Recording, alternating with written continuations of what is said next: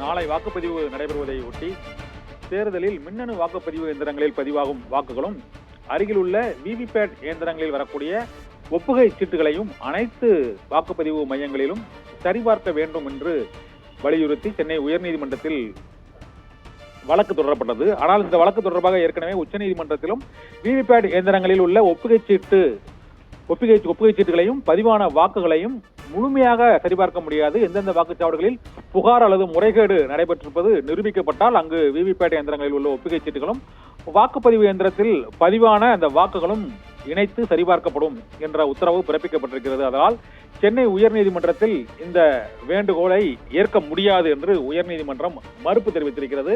இதனால் நாளை தமிழகத்தில் நடைபெற உள்ள தேர்தலில் மின்னணு வாக்குப்பதிவு இயந்திரத்தில் பதிவாகும் வாக்குகளும் ஒப்புகை சீட்டில் பதிவாகும் அந்த வாக்குகளும் சரிபார்ப்பது அனைத்து இடங்களிலும் கட்டாயமாக்க முடியாது என்ற உச்சநீதிமன்றத்தின் உத்தரவை பின்பற்றி தமிழகத்திலும் அதே நடைமுறைதான் பின்பற்ற முடியும் என்றும் இந்த மனுவை விசாரணைக்கு ஏற்க இயலாது என்றும் உச்சநீதிமன்றத்தில் இது தொடர்பான வழக்கு நிலுவையில் இருப்பதால் இப்போது இடைக்கால உத்தரவு எதையும் பிறப்பிக்க இயலாது என்றும் மனுவை நிராகரித்து சென்னை உயர்நீதிமன்றம் உத்தரவிட்டிருக்கிறது. ராஜேஸ்வரி.